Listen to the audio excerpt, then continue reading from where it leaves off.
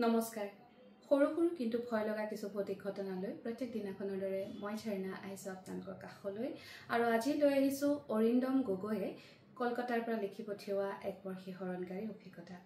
এই অভিজ্ঞতা আপোনালোকৰ আগত ব্যক্ত কৰাৰ আগতে অনুৰোধ কৰিছো যদিহে আপুনি মোৰ ইউটিউব চেনেলটো এতিয়া সাবস্ক্ৰাইব কৰা নাই, যদি বেয়া নাপায় সাবস্ক্ৰাইব কৰি থব, ইনষ্টাগ্ৰামত থকা একাউণ্টটো ফলো কৰিবলৈ নাপাহৰিব আৰু ফেচবুকৰ পেজখনো যদি ফলো কৰা নাই তাকো কৰি থব, যাতে মোৰ ভিডিঅ'বোৰ অহাৰ লগে লগে আপোনালোকে এটা নটিফিকেশ্যন পায়।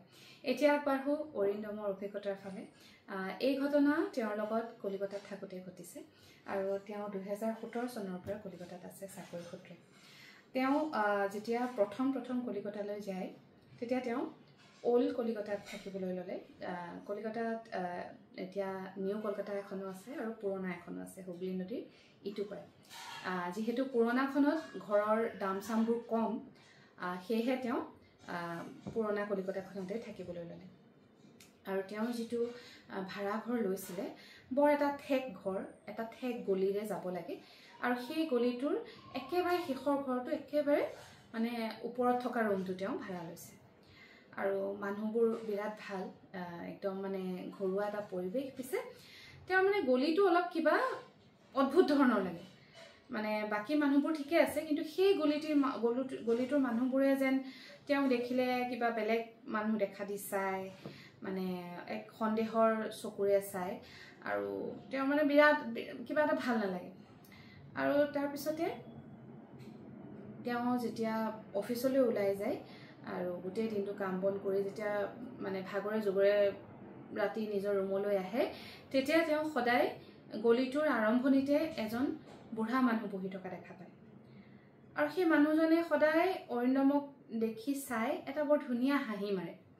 মানে অৰিন্দমৰ এনেকুৱা লাগিলে গোটেই মানে ঠাইটুকুৰত যেন সেই মানুহজনী ভাল, সেই মানুহজনী তেওঁক মানে ভালদৰে চায় বা তেওঁক এটা মানে পজিটিভ ভাইব দিয়ে। গতিকে অৰিন্দমে সদায় সেই মানুহজনক দেখিলে নিজেও এটা হাঁহি মাৰিবলৈ ল'লে। দোকানখনৰ মানে মানুহজন যিটো ঠাইত বহে তেওঁ ভিখাৰী আৰু ৰাস্তাৰ কাষতে বহি থাকে, তাৰ একেবাৰে সন্মুখত এখন পাণ দোকান আছে। অৰিন্দমে সদায় আহোঁতে মানে গাখীৰৰ পেকেট এটা লয় তাৰ পৰা আৰু ভাত খাই উঠি খাবৰ কাৰণে এখন পাণ কিনে আৰু তাৰপিছত মানুহজনক দেখে আৰু শেষত মানে এনেকুৱা হ'ল চিনাকিৰ নিচিনা হৈ গ'ল। প্ৰায় 2-3 মাহৰ মূৰত মানুহজনকো ধুনীয়াকৈ হাঁহি মাৰে, মানুহজনেও ধুনীয়াকৈ হাঁহি মাৰে। তাৰপিছত তেওঁ নিজৰ ৰুমলৈ গুচি গ'ল। এদিন তেওঁ অফিচৰ পৰা আহিছে, সেইদিনাখন মানুহজনক তেওঁ তাত বহি থকা দেখা নাই। তাৰপিছত আকৌ পাণ দোকানখনৰ পৰা তেওঁ গাখীৰৰ পেকেটটো ল'লে, পাণখন ল'লে, দোকানীটোৰ লগতো চিনাকি নিচিনা হৈ গৈছে আৰু তাৰপিছত তেওঁ যাবলৈ ওলালে। গৈ অলপ দূৰত দেখিছে সেই মানুহজন অপজিট ছাইডৰ পৰা খোজকাঢ়ি আহি আছে। তেতিয়া মানে অৰিন্দমৰ মাতিবলৈ মন গ'ল মানুহজনক। সি মাতি সুধিলে, মানে দাদাজী বুলিয়ে মাতিছে যিহেতু বয়সীয়াল আছিলে বহুত মানুহজন। তেওঁ ক'লে দাদাজী আপ কাহা থে, মানে সোচা আপ কাহি চলে গয়ে हो। মানুহজনে তেতিয়া অৰিন্দমলৈ চাইছে আৰু চাই মানে বিৰাট এটা দুখ লগা চাৱনিৰে চাই আগবাঢ়ি গুচি গৈছে। অৰিন্দমে ভাবিলে মানুহজনে কথা ক'ব নোৱাৰে নেকি। তাৰপিছত গ'ল কথা গুচিল, তেওঁ ৰুমলৈ গুচি গ'ল। পিছদিনাখন আকৌ অফিচলৈ গ'ল, উভতি আহি দেখিছে মানুহজন নাই।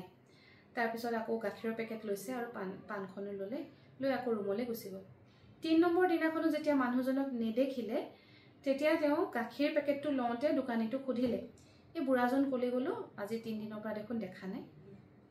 তেতিয়া মানে দোকানীটো অলপ আচৰিত হোৱা দি হৈছে। এই কৈছে বুঢ়াজনৰ কথা সি কেনেকৈ জানে আৰু সি 3 দিনৰ পৰা সি দেখা নাই। দোকানীটোৱে সুধিলে, তেতিয়া হিন্দীতে কথা সুধিছে কি কথা কৈছ, কাৰ কথা কৈছ, বুঢ়াজনক তই কেনেকৈ চিনি পাৱ? ঠিক আছে, চিনি মই নাপাওঁ কিন্তু সদায় দেখোঁ আৰু মানে তেওঁ বৰ ধুনীয়াকৈ হাঁহি এটা মাৰে মোলৈ, সেয়েহে ময়ো সদায় তেওঁক হাঁহি মাৰোঁ। কিন্তু কালি মই তেওঁক দেখিলোঁ গলিটোৰ একে শেষৰ পৰা উভতি আহি আছে তেওঁ। মই তেওঁক ক্ৰছ কৰোঁতে সুধিলোঁ যে আপোনাক দেখা নাই, কি হ'ল? তেওঁ পিছে একো নক'লে, কেৱল বৰ দুখ লগাকৈ মোলৈ চালে আৰু তেওঁ গুচি গ'ল।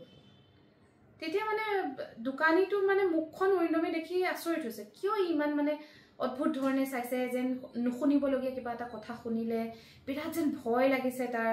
লগে লগে সি মানে দোকানখন বন্ধ কৰিবলৈ লৈছে আৰু সামৰিব লৈছে। তেতিয়া অৰিন্দমে সুধিলে, কি হ'ল, তই মোক কথাটোৰ উত্তৰ দে, মানুহটো ক'লে গ'ল, কিবা গা চা বেয়া নেকি, নে পুলিচে উঠাই দিলে, মানে ভিখাৰী বুলি ইয়াত বহিব নালাগে। তেতিয়া কৈছে, তই এই মানুহটোক কেনেকৈ চিনি পাৱ?